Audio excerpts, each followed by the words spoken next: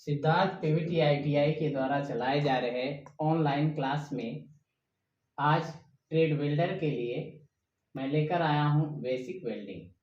आप लोगों की जो है डिमांड थी कि वेल्डर का भी वीडियो बनाकर भेजा जाए, उसी में आज मैं इसके कुछ मेन कंटेंट्स हैं, जैसे वेल्डिंग क्या है, वेल्डिंग के कितने प्रकार हैं, अलग अलग वेल्डिंग के लिए क्या क्या इक्विपमेंट्स लिए जाते हैं और वेल्डिंग करते समय क्या क्या सुरक्षा बरतनी पड़ती है। इन सारे पॉइंट्स को मैं आज एक एक करके बताने जा रहा हूँ। तो पहला जो हमारा प्रश्न है, वेल्डिंग क्या है, तो इसका जवाब है कि वेल्डिंग वह प्रोसेस है जिसके द्वारा हम दो सिमिलर मेटल या नॉन सिमिलर मेटल को प्रेशर के द्वारा या नॉन प्रेशर के द्वारा जोड़ने का काम करते हैं। दूसरी है वेल्डिंग के कितने प्रकार हैं। तो देखिए, प्रेशर के आधार पर वेल्डिंग दो प्रकार के होते हैं, एक प्रेशर वेल्डिंग, दूसरा नॉन प्रेशर वेल्डिंग। जिस वेल्डिंग में प्रेशर का उपयोग मतलब जो दो सिमिलर मेटल को जोड़ने के लिए प्रेशर देना पड़ता है, उसको हम प्रेशर वेल्डिंग करते हैं। दूसरा है non pressure welding. Non pressure welding में हम वेल्डिंग का कार्य विदाउट प्रेशर करते हैं। इसमें वेल्डिंग करने के लिए आपको फिलर मेटल का उपयोग किया जाता है, जिसमें आपका इलेक्ट्रोड आता है। अब है मेटल के आधार पर वेल्डिंग दो प्रकार के होते हैं। आपको एक आता है जिसको ऑटोजीनियस वेल्डिंग कहते हैं, दूसरा को हेट्रोजीनियस वेल्डिंग कहते हैं। ऑटोजीनियस वेल्डिंग में हम जब वेल्डिंग करते हैं तो इसमें दो सिमिलर मेटल का उपयोग करते हैं और उसी के फिलर मेटल, उसी के जो है फिलर रॉड से हम उसी मेटल के फिलर रॉड से हम वेल्डिंग करने का काम करते हैं। दूसरा आता है हेट्रोजीनियस वेल्डिंग।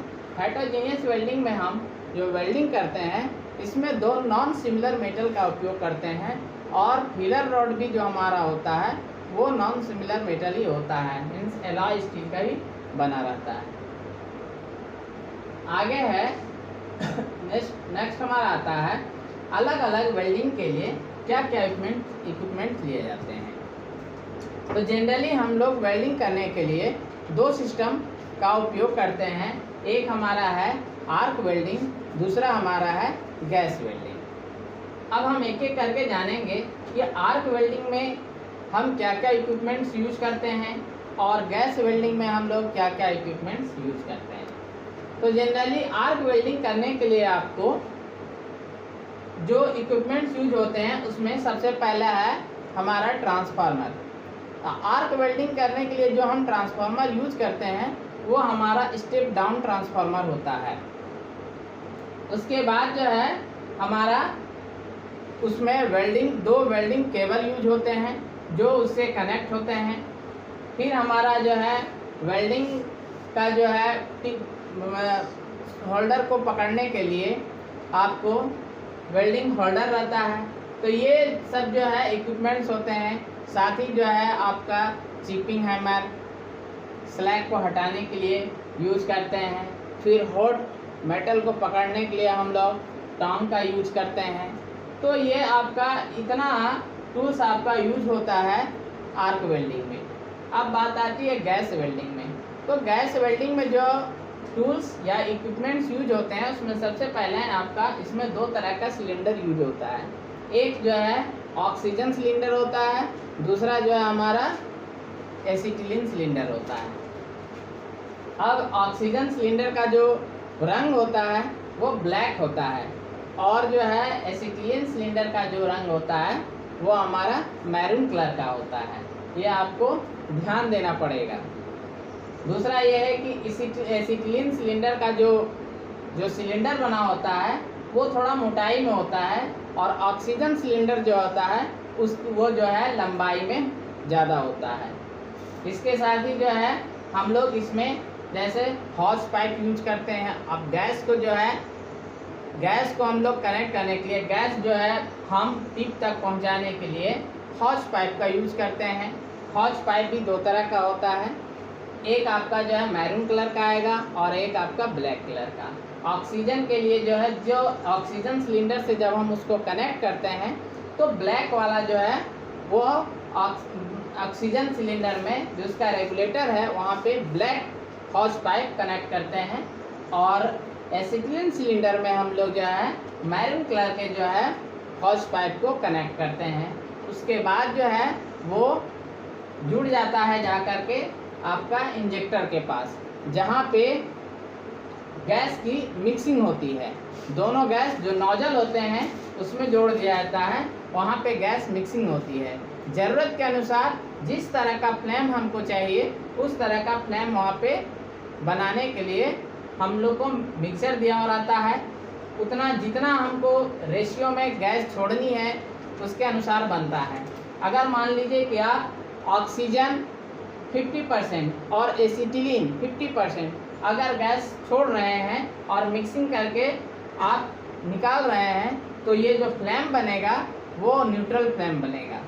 उसके बाद अगर आप जो है ऑक्सीजन की मात्रा बढ़ा देते हैं तो ये आपका जो है ऑक्सीडाइज फ्लेम बन जाएगा।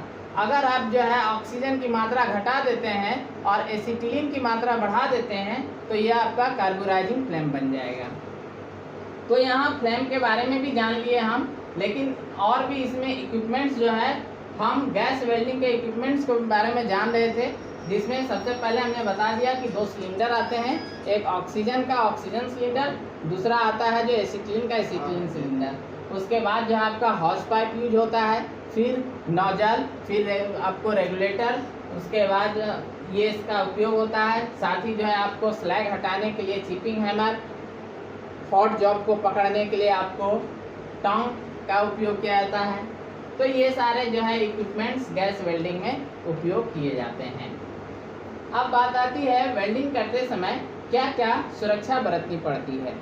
देखिए, वेल्डिंग करना बहादुरी नहीं है, मतलब काम करना बहादुरी नहीं है, काम को सुरक्षा पूर्वक जो है पूरा करना बहादुरी है। इसलिए कोई भी काम करते समय आपको सेफ्टी फर्स्ट रखनी होगी।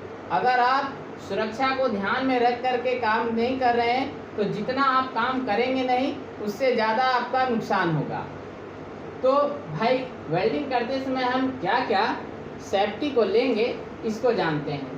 सबसे पहले जहाँ पे हम वेल्डिंग कर रहे हों वहाँ पर का आसपास का जो एरिया वो नॉन फ्लेमेबल होना चाहिए। मतलब आसपास देखिए कि कोई ज्वलनशील पदार्थ तो गिरा हुआ नहीं है, जैसे आपको तेल, ग्रीस, ये सब उस स्पॉट पर गिरा हुआ नहीं होना चाहिए। अगर मान लीजिए कि उस स्पॉट पर गिरा हुआ आपको मिलेगा तो क्या होगा कि उसकी जो उससे जो आर्क निकलती है उस आर्क से जो है आग पकड़ सकती है।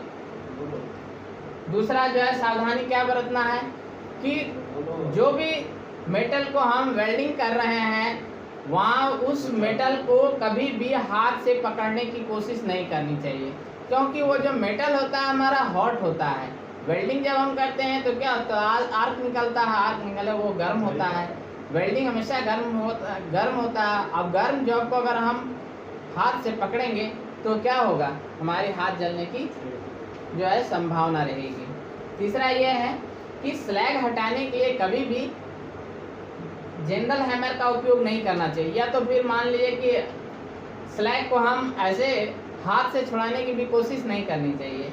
स्लैग को हटाने के लिए हमेशा चिपिंग हैमर का ही उपयोग करना चाहिए, और गर्म जॉब को पकड़ने के लिए टोंग से आप पकड़ लीजिए। उसके बाद जो है चिपिंग हैमर से हल्का हल्का जो है हैमर स्ट्राइकिंग करके आप स्लैग को हटा दीजिए। उसके बाद स्लैग हट गया, अब मान लीजिए कि आपको वहाँ उसको क्लीन करना है तो क्लीन भी उसको हाथ से रगड़कर नहीं करनी चाहिए। क्लीन करने के लिए आपका वायर ब्रश आता है, उस वायर ब्रश का ये आप उपयोग करें। तो ये है कुछ सावधानियाँ जो वेल्डिंग करते समय आपको बरतनी है, तो इसका ध्यान रखें। तो आज हम जो आपको बताए हैं आपको बेसिक वेल्डिंग में, वो बताए हैं कि वेल्डिंग क्या है, वेल्डिंग के कितने प्रकार हैं, और अलग अलग वेल्डिंग के लिए क्या क्या इक्विपमेंट लिए जाते हैं, साथ ही वेल्डिंग करते समय क्या क्या सुरक्षा बरतनी पड़ती है। तो आज इतना ही। नेक्स्ट क्लास में हम वेल्डिंग के और भी अगले टॉपिक को बताऊंगा, जिसमें धीरे धीरे जो है आपको इसके आगे जो आपका जो सिलेबस है उसको कवर करूँगा। बहुत बहुत धन्यवाद।